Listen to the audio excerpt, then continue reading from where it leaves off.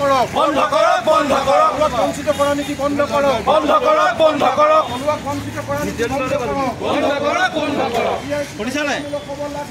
লাগিবই লাগিবই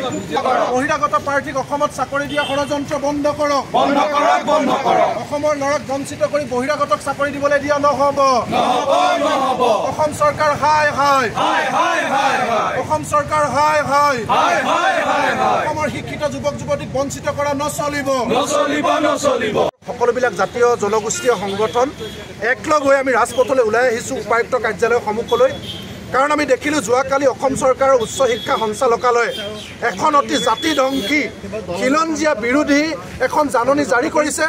এই জাননী আমি কোনো কাৰণত মানি ল'ব নোৱাৰোঁ যোৱাকালি অসম চৰকাৰৰ উচ্চ শিক্ষা সঞ্চালকালয়ে মহাবিদ্যালয়সমূহলৈ প্ৰেৰণ কৰা জাননীখন পোনচাতেই এখন খিলঞ্জীয়া বিৰোধী থলুৱা বিৰোধী জাতিধ্বংসী আৰু আত্মসমৰ্পণকাৰী জাননী তাত স্পষ্টভাৱে লিখা আছে এতিয়াৰ পৰা অসমৰ মহাবিদ্যালয়ত সহকাৰী অধ্যাপক থাৰ্ড গ্ৰেড ফৰ্থ গ্ৰেড আনকি মহাবিদ্যালয়ত বেল বজোৱা চৰকাৰী চাকৰিটোলৈকে PRC প্ৰযোজ্য নহ'ব তাৰ পৰা এইটো কথা স্পষ্ট যে আমাৰ ঘৰৰ কাষত থকা মহাবিদ্যালয়খনত প্ৰফেচাৰ কৰিবৰ কাৰণে যিবিলাক ল'ৰা ছোৱালী আজি বছৰ বছৰ ধৰি সপোন পুহি ৰাখিছিল অতি কষ্টৰে নেট স্লেট PhD MPhil তেওঁলোকে কমপ্লিট কৰিছে আজি থাৰ্ড গ্ৰেড ফৰ্থ গ্ৰেডৰ চাকৰিৰ কাৰণে তেওঁলোকে অহোপুৰুষাৰ্থ কৰিছে বেল বজোৱা চাকৰিটোৰ কাৰণে আজি অসমলৈ সপোন পুহি ৰাখিছে এতিয়া সেই চাকৰি গুজৰাট উত্তৰ প্ৰদেশৰ বিহাৰৰ ল'ৰাই আহি আমাৰ ইয়াত চাকৰি কৰিব পাৰিব তাৰ কাৰণে অসম চৰকাৰে এখন জাননী জাৰি কৰিছে এই জাননী আমি কেতিয়াও মানি নলওঁ আমি চৰকাৰক কৈছোঁ এইখন জাননী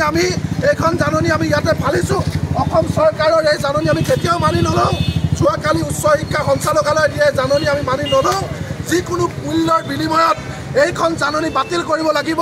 কাৰণ আমি দেখিছোঁ আপোনালোকে এবাৰ ভাবক আজি বিহাৰৰ মহাবিদ্যালয় এখনত অসমৰ ল'ৰাই চকীদাৰ কৰিব পাৰিব নেকি আজি উত্তৰ প্ৰদেশৰ এটা চৰকাৰী অফিচত অসমৰ ল'ৰাই পিয়ন কৰিব পাৰিব নেকি আজি কৰ্ণাটকত ভাৰতীয় সংবিধানৰ 371 যে অনুসৰি কৰ্ণাটক চৰকাৰে সকলো ৰাজ্য চৰকাৰৰ চাকৰি কৰ্ণাটকৰ থলুৱা যুৱক যুৱতীৰ বাবে সংৰক্ষণ কৰিছে আজি বিহাৰে স্পেচিয়েল ষ্টেটাছ বিচাৰিছে আজি অন্ধ্ৰপ্ৰদেশে নিজৰ ল'ৰা ছোৱালী চাকৰিৰ কাৰণে সংৰক্ষণৰ যুঁজা কৰিছে তেনে ক্ষেত্ৰত কেৱল নৰেন্দ্ৰ মোদী আৰু অমিত শ্বাহক তেল মাৰিবৰ কাৰণে কেৱল নিজে মুখ্যমন্ত্ৰী হৈ থাকিবৰ কাৰণে জাতি মাটিৰ ভেটিৰ কথা কোৱা হিমন্ত বিশ্ব শৰ্মা চৰকাৰে আমাৰ গাঁৱৰ কলেজখনৰ চকীদাৰ চাকৰিটো এতিয়া বাহিৰৰ ল'ৰাক দিব বিচাৰিছে এই কথা আমি কেতিয়াও মানি নলওঁ আমাৰ স্পষ্ট কথা আমাৰ কোনো যুক্তি নালাগে কোনো চৰ্ত নালাগে কোনো ডাঙৰ ডাঙৰ বিজ্ঞানীৰ কথা নালাগে কোনো ৰাজনৈতিক বিশ্লেষক নালাগে আমাৰ ল'ৰা চেন্নাই বেংগলোৰত সিকিউৰিটি গাৰ্ড কৰিব আৰু আমাৰ ঘৰৰ কাষৰ স্কুলখনত ঘৰৰ কাষৰ কলেজখনত চকীদাৰ থাৰ্ড গ্ৰেড এছিষ্টেণ্ট প্ৰফেচাৰ বাহিৰৰ ল'ৰাই কৰিব এই কথা মানি নলওঁ যেতিয়ালৈকে আমি গোলাঘাটৰ পৰা কৈছোঁ ইয়াত সকলো দল সংগঠন আছে বীৰ লাচিত সেনা জাতীয়তাবাদী যুৱ পৰিষদ ইয়াতে সকলো আছে জাতীয় সংগ্ৰামী সেনা আৰু সকলো দল সংগঠন আছে সকলোৱে আমি একেমুখে কৈছোঁ যে কোনো